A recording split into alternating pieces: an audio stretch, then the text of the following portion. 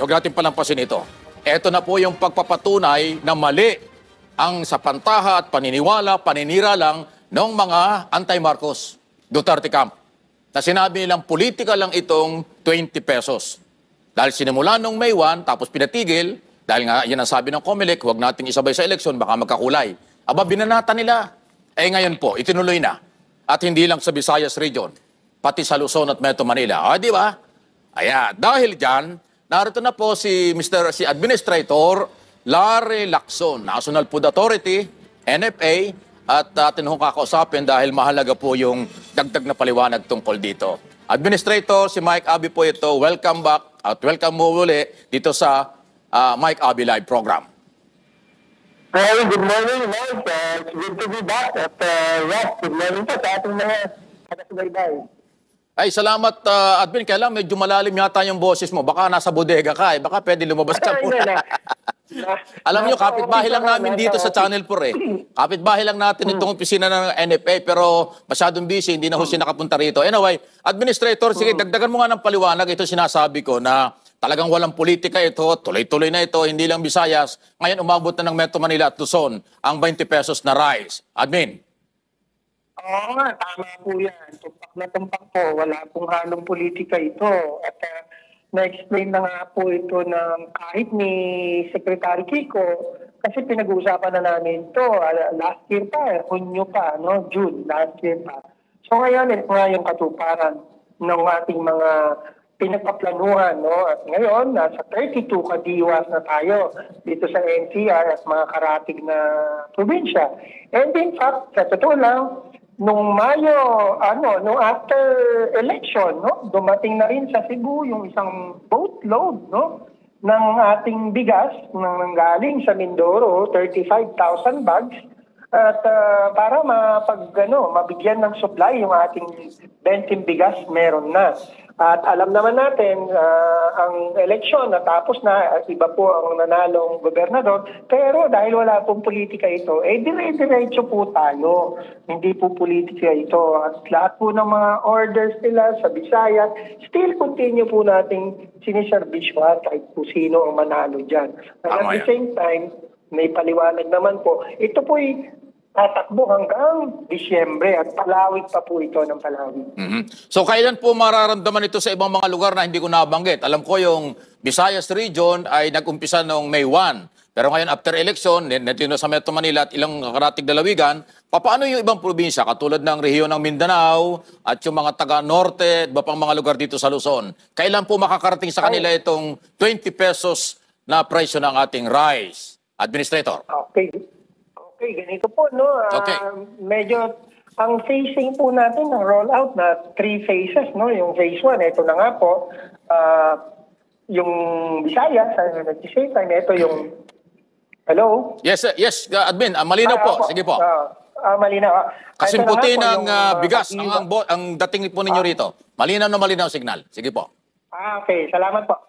So, ayun nga po, meron na tayo ngayon dito sa may Luzon at karatig na probinsya. Susunod po nito yung ibang mga probinsya pa na kung saan merong mataas yung medyo poverty level nila, medyo mataas, no? Nasa top 20 na probinsya. Yun po yung susunod natin. So, mayroon po sistema.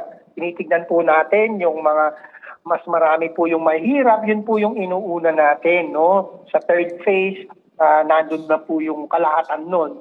Tapos meron pa ho yung mga nag-participate sa atin sa food security emergencies. Yun po, na-prioritize na rin po yan. Kasama na rin po sila. Yung pong Camarines Sur, San Juan, Nabota, sa Mati. So yun po, yung mga Agoco, Tabato, yun po. Ito po naman ay talagang kinakalibrate natin phase by phase at ang target natin by December 2025 or bago po matapos sa taon. Okay. Ang ibig sabihin nito, Administrator, kung anong sipag ng national government at kayang sabayan ng local government, makakarating sa merkado ang murang bigas. Kaya dapat yung mga local government, from governor down to mayor, abay mag-double time sila. Bagong halal or dati na, ay kailangan sumabay dito sila sa galaw ng national na pamahalaan. Administrator, tama ba? Natumbok mo, Mike. Salamat Natumbok po. mo, sapul na sapul. Actually, maraming nagtatanong sa akin, bakit dito sa probinsya namin wala? Nandito ang mga bigas. Ang sagot namin kalampagin niyo po ang inyong mga LGUs kasi po ito, sila po dapat sa kanila manggaling. Yan na. Nandiyan na po ang bigas, nandiyan ang programa, sa kanila po manggaling kasi meron pong taya ang LGU dito. As you know, yung 13 pesos na subsidy, hinati po yan sa national government at sa local government. Tig 650 po sila. So, tama, natumbok nyo. Dapat medyo magsipag ang ating mga LGUs para maramdaman ng mga constituents nila na nandun yung 20 pesos na bigas. Natuwa naman po tayo sa monitoring natin. Marami pong natutuwa na i-stretch po natin yung pera ng ating mga kababayan. No? Yun po ang napakagandang epekto nito programa ng ating Pangulo. At saka ang pinakamaganda rito, walang politika ito, walang pinipili kung anong kulay sila sa eleksyon, sa politika, sila man ay anti-Marcos o pro-Marcos, walang ganon. Lahat pwedeng makinabang. Kahit limitado ang supply, limitado ang pagbili per kilo ng bawat pamilya, pero walang pinipili. Yun ang the best na programa. Yun Admin. po talaga.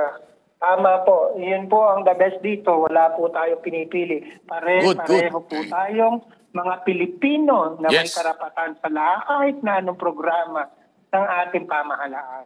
So anong safeguard? Maisingit ko lang, ano pong proteksyon, ano pong inyong plan B kung sakali?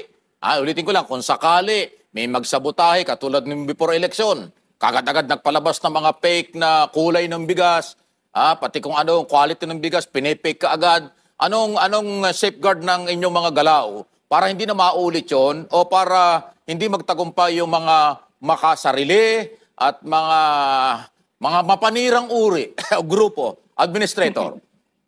Okay, alam niyo sa panahon natin ngayon, napakahirap po talaga na kontrolin yung mga ganon. Alam niyo naman tayo mga Pilipino, masipag sa internet no po.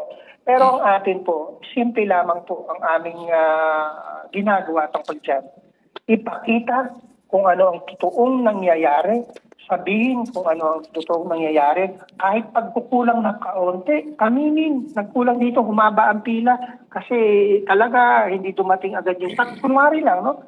Ganun lamang po, factual, lahat ng sasabihin natin dahil lahat po naman ang ginagawa ng ating pamahalaan ay para po sa ikabubuti ng lahat. Yun pong maninira, hindi na po natin maiwasan sa eksakto lamang po kung 1 milyong sako ng bigas yan, kahit po isang sako napunta or isang plastic ng bigas napunta sa nilagyan niya ng kahit na ang hirap pong kontrolin nun, no? Pero ayun nga, natutuwa tayo sa ating mga kaibigan sa media na pag nakita po nila talaga yung kalidad, no? Yung itsura